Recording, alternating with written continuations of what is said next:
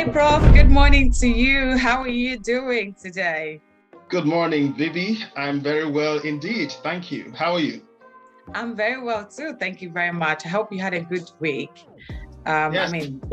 I know it's been a rainy We day. did. I did. I know that, the last couple of weeks, we've both been exploring different parts of the world. We have been indeed. We have been. And here, Yes. I think our backgrounds now look familiar, I guess. Familiar, right? Yes. So we're back sure. here. Yeah. I'm sure even our viewers are like, yeah, they are in the usual spots now. But anyways, viewers, how are you doing? Thank you for joining us today. It is Sunday morning.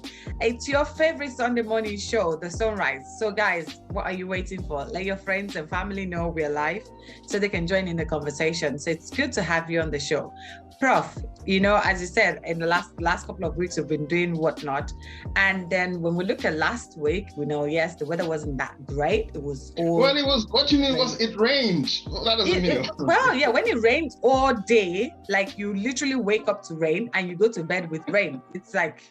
Anyways, but as you're well aware, in the news, it's been like for a couple of weeks now, we heard about the taxes going up, especially the national insurance contributions going up. And we've been told all of this is going into social care. Now, I know everyone has said it. We've all said it before. There is no free money anywhere.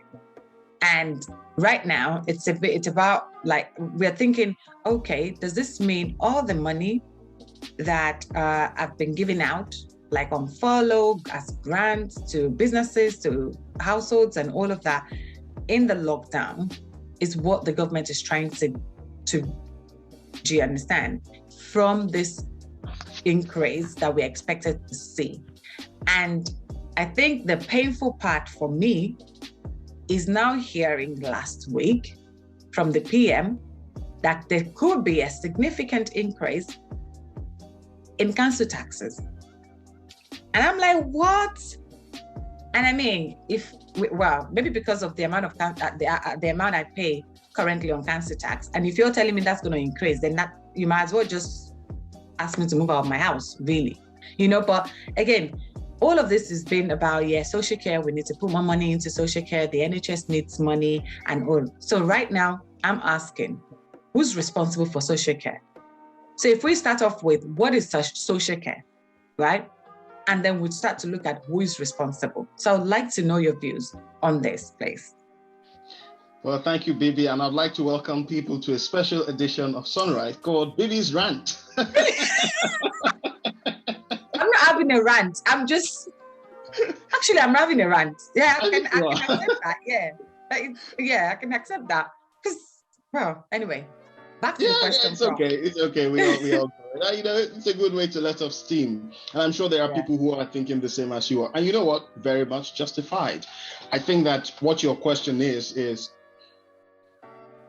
you're kind of questioning, I guess, you're maybe accepting the inevitability, but also questioning the fairness of having to foot the bill for what expenses that we saw over the last 18 months or so.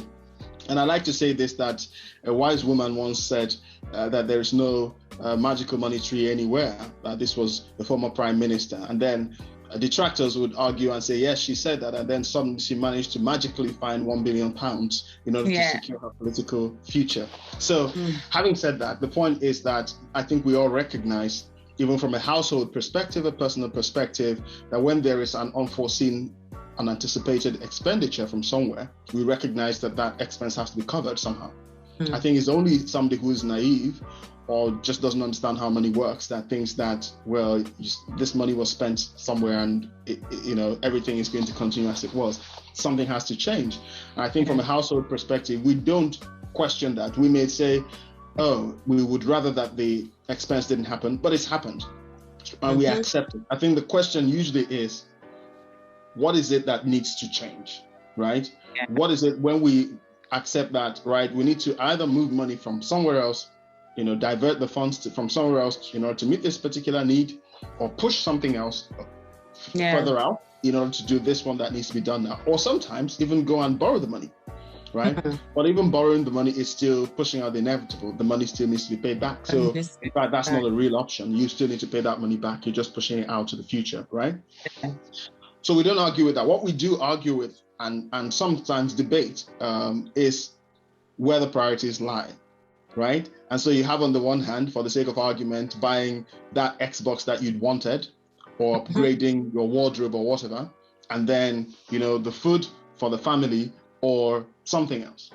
And then somebody says, well, how can you equate buying an Xbox to feeding the family? And the argument is good for my mental health. Apparently, yeah. So, but anyway, you can have debates around that. You can have arguments. Obviously, I'm being a little bit facetious there, but I think that's what this is about. I don't think anybody seriously questions the need to shore up the funding somehow, make up for the expense. I think what people question is the prioritization process that has been followed. And what you're questioning, as many people are doing, is should I really be footing the bill for this? Is there another way of doing it rather than, you know, me having to shell out even more money? Right?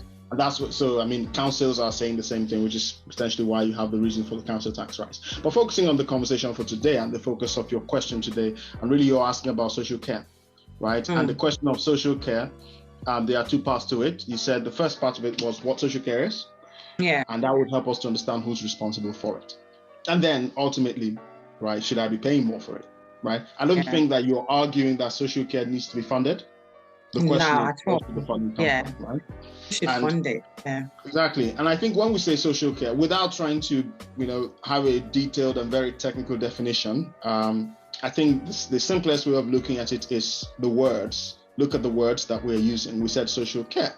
And by saying it's social care, we're not saying, of course, that this is taking care of the society, whatever you're talking about. But we're talking of care that is being performed through and by society. And by the use of that word social, we're saying, in essence, it is the responsibility of the society, just by the words we've used. But the question then you would ask is, okay, that doesn't tell me anything. Who is the society? Exactly. Yeah. And then somebody would say, is it the government or is it the people? And then I would ask the question, what's the difference? Right? But you know, if I take this back again to our worldview and say, perhaps one would say first principles even. So from a Christian perspective, if we wanted to say, right, how do we derive our definition of social care and what does it mean for us? How do we practice that? We go back to our reference point and say the Bible. The Bible doesn't just give us creeds and way to do things. It also shows us examples of how these things were done. And of course, where does society start? As far as the Bible is concerned, it starts with Adam and Eve. Okay, but if we look at social care and say that social care is about taking care of those who are otherwise unable to take care of themselves or need help to do that. So the vulnerability didn't start with Adam and Eve, or at least at the point they were created. It started after the fall. And even that took a while to manifest. So we have to go further down to start to see examples of where that was mandated and where that was practiced. And I would say that the most clear place where that was, at least the first place where that was mentioned, if you like, was alluded to, wasn't the Ten Commandments. Okay, and we'd like to talk about this fourth commandment of honoring your father and your mother. But when we think of the fact that actually there was no mention, at least in those commandments, directly of saying take care of your children. Take care of children, yes. So you do see that there was a need to ensure that those who it's easy, I guess, to overlook are taken care of. And you see further in the Bible, as those commandments are built out, where the Bible talks about taking care of the fatherless, right? Of the widows, taking care of those who are poor. So all of those different categories of the vulnerable are captured. But it started with that. Those who might say the elderly, the older people, those who've been there, done that, laid the foundations, paid their dues, and then it's time for them to be taken care of, and it's, you know, they might be forgotten. And you'd ask yourself the question, why was it in the Ten Commandments? And this brings me to another slight detour where there was a conversation between Jesus and the disciples where they had asked him about divorce. Now, the question itself is not relevant to this conversation. What is relevant is his response, where he said to them, in the beginning, it was not so. Right? In other words, he's making the point that there are certain things that in the divine order are supposed to be a certain way, but due to things going awry, then those things started to happen in a way they should have happened. And so that, in essence, actually is why you had the law come in the first place, right? Because the law was a rescue act, because in the beginning it was not so. But then the law had to come in to say, well, these things are going awry, they need to be done. So from that perspective, who is the society? Well, my answer would be, or my question would be, who are those who were asked to honor their father and their mother? Right? Now, from our perspective, obviously we're not living under the law. I'm not saying we should live under the law, but Jesus said the same thing in the New Testament. He said, because of your traditions, you make the law of God of no effect. When he says honor your father and your mother, it's not necessarily, it's a mindset. It's the ideal state is that these should be happening without us being told to do that.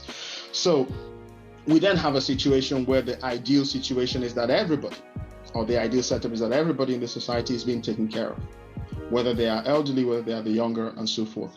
But in our society today, right, especially in the part of the world we find ourselves, there is a lot of emphasis towards taking care of those who are younger, taking care of those who are perhaps underprivileged, and so forth in other ways.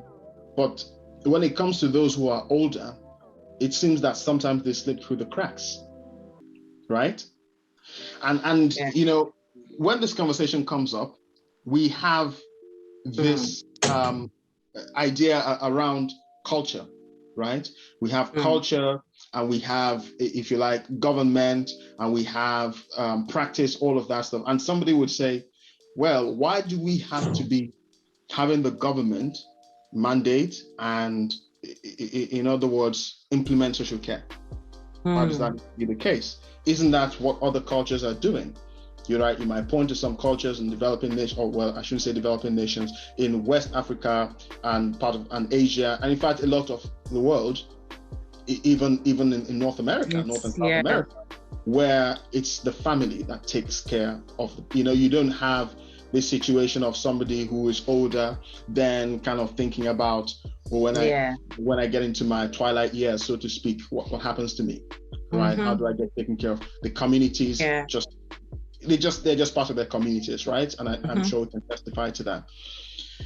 But I think that the question of culture is something we have to be very careful about, because culture is a system of shared values. And if you have a society where the values are different from another society, we have to tread carefully when we say, we have to tread carefully if we want to say, oh, but that other community, they don't have to do the social care tax. They take care of their community. We should take care of our own family. We ourselves should honor our parents, right? And that is the case. But then what happens if that's not being done, right? If that's not being done, it's a different conversation or a different thing, because somebody will say, well, why do I have to, if I'm taking care of my parents and my own family, why do I have to pay for someone else to take care of theirs? I guess it's more like when you think about it, and as much as you said earlier, we're not arguing the fact that, yes, this is inevitable, right? We have taxes would increase, would have to pay the taxes and all. But I think for me, where I focus more on, it's the fairness of this. So it feels like you are being penalized, right, for being able to afford some things just so that other people can be made comfortable. It's a bit of a difficult one to understand.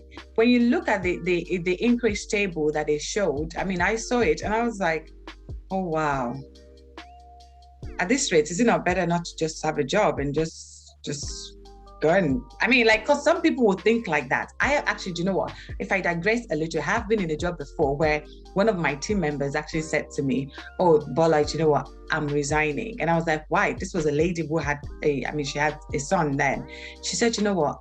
I'll get more money as a single parent without a job than I get to take home right now on a full-time job. That is really sad. No, that what you're describing is a much more complex topic that we can cover here, and I completely, and that's why I said that's the conversation, right? However you look at it, right? Somebody might say, like the example I gave, I'm taking care of and honoring my own parents, my own father and mother, but if you're asking me to contribute to a central social care pot, then at the same time I'm taking care of my own parents, I'm taking care of somebody else's parents. Look, I don't think that there are arguments for and against, and I certainly am not pitching my tent either way. All I'm saying is that it's something that needs to be done. The question we're asking is, what's the best way of doing it, right? Yeah. And different people are saying, different perspectives. Some groups, political parties, thought groups are saying, we don't have to have a tax increase. We don't have to have an increase in contributions to do that. There are other things we can deprioritize that we're spending money on now, the country, that we don't need to spend money on. Do you see what I mean? So this is about the choices that are being made, and ultimately on our behalf, and they are impacting us. Because from the perspective of the person who is the householder who's got other things to do, the person is thinking, in addition to the things I had to do previously, now I'm going to be spending more money in supporting this. Right? Obviously, your argument, or the argument, would be different if the person were actually directly benefiting from it now. That's right. So that's right. And that's why I'm saying it's not a straightforward discussion, and it's certainly not something I would like to pitch my tent either way, because I think that it's something that needs to be considered very closely. The question is, and it's perhaps more of a stewardship / political question than anything else, because I think we've been at pains to say we acknowledge it is in line with our worldview, in line with our faith, in line with what we believe as a people, that we need to take care of those who need help, those who are vulnerable. In this case, the focus is on the elderly, and that's why I was talking about how the Bible mandates us to honor our fathers and our mothers, right? Think about that commandment. It wasn't made to people who are 5 years old, 10 years old, and so forth. It was made to adults, right? And if you're an adult, chances are your parents are getting elderly. If not now, so there is an element of that, and we have to think of that. So we accept that needs to be done. Now, culturally speaking, in the way a lot of cultures have managed that, is to cover it themselves, right? The families will take care of it, the extended families and so forth. The question is it inevitable that these increased contributions have to be the case? And I don't know the answer to that, right? Those who are looking at this are saying it's not inevitable, but sometimes these are political games, right? Unless you can unless you can actually see the state of the finances of the government, understand, because somebody, for example, some people are saying, well, if you've got a nuclear arsenal, why are you spending money on that? Why are you spending more money on defense where you can spend that money on social care? Again, it's a question. Remember the household problem. Export versus feeding the family. Personal priority, That's what are you going to prioritize? Prof, I mean, you've said it, it's not really a question that anyone can really answer. As it stands now, I actually feel like I should have access to the government, the finances, and just look at where we're spending our money on. It feels like you're paying all this money and you don't really have a say. Again, they would say that we voted these people in, so they are making the decisions on our behalf, and that's about consequences. We've had this conversation before, right? Yes. And you had your say. Exactly. So, but anyways, viewers, I hope this has been good for you. Don't go anywhere. When we come back, it will be our Spotlight Minute. We'll see you soon. See you. We are back. Midweek live classes are live every Wednesday, starting Wednesday, the 8th of September from 7:25 p.m. prompt on YouTube and Facebook at House on the Rock London. Are these the last days? Are we in the end times? How do you navigate these strange times? It is time for the Sons of Issachar to arise. Pastor Temi is back, teaching a loaded series on decoding times and seasons. It's going to be lit, and you don't want to miss a beat. Invite someone along. Every Wednesday from 7:25 p.m. on YouTube and Facebook at House on the Rock London.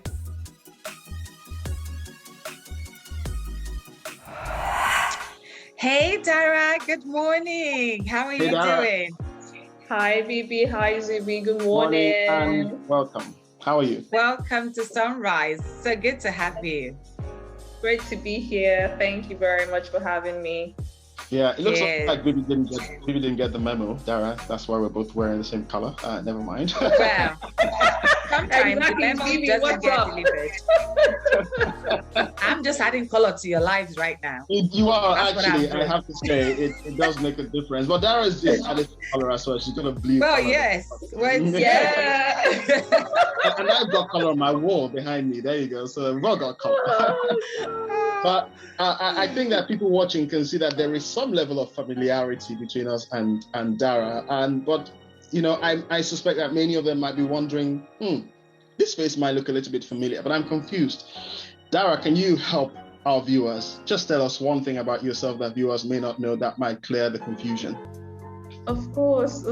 So my name is Dara Daniel Araromi ni Odejide. So I'm actually Pastor Temi's youngest sister, and I like to refer to myself as the female version of Pastor Temi. So yes, we are related.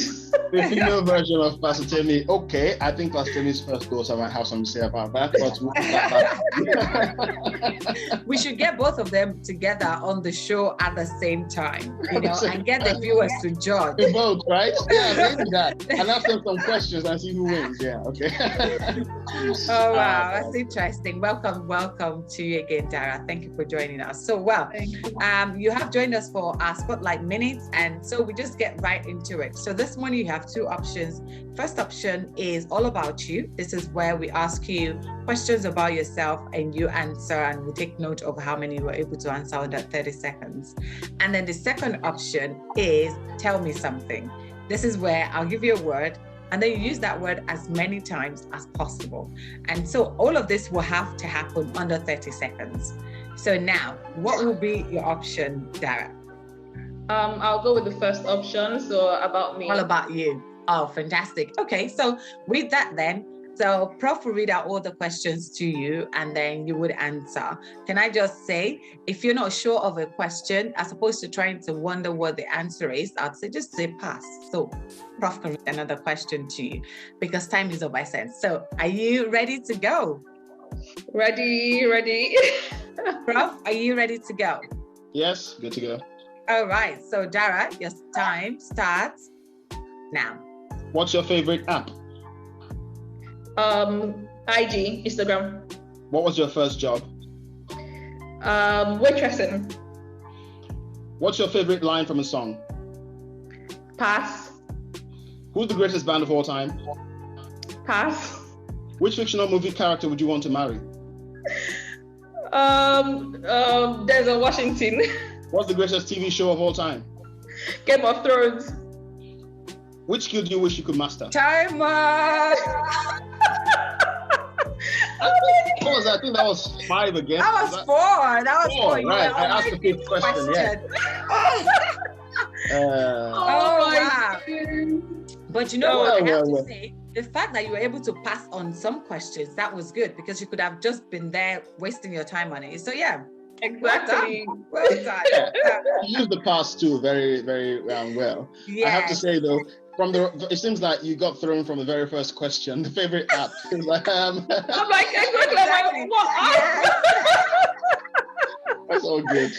Oh, but definitely IG for sure. Yes, that's good. Thank you so much, Dara, for joining us. That was so good. Thank you. We hope to see you soon again on the show. And of course, we'll see you in service. Okay? Take care of yourself and see you soon. See you. Thanks, Bibby. Thanks, Zuby. Thanks for having me. Bye. You're welcome. Bye. Our God is the Ancient of Days, the Alpha and Omega. There is none older than He, yet He is the God always doing new things. This is our month of new things. Behold, God is about to do a new thing in your life. Shall you not know it? Every Sunday, new things will be unveiled at House on the Rock, London. Come in person to the Rock Tower from 9 a.m. for a 9:30 a.m. start, or join us online on YouTube or Facebook at HOTR London. Every Sunday is going to be a life-changing experience. Invite someone along. Don't miss it. See you there.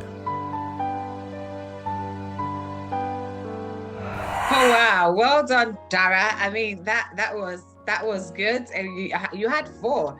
And for me, I think I really like the fact that she was able to make use of the passes, because it just saves you more time. She's used them the most of anyone. I think exactly, she 2 times. Yeah. So yes, Dara, get ready. You shall be back soon. So thank you so much again, viewers. Thank you so much for joining us this morning. I hope you have found this very interesting. So it's about that time now where we get ready for service. And as always, Prof, please take us into service. Thank you, Bibby. And just before we switch over to service, I want to address a particular and special group of people. And this will be those who actually joined the church and joined the ministry over the last 18 months, starting from the beginning of the pandemic, say March of 2020. Obviously, we started SonRise in that time as well, and I'm sure some of you have been watching. But in that time, we haven't actually had as many opportunities as we would like as a church to connect with you. Well, that's all about to change.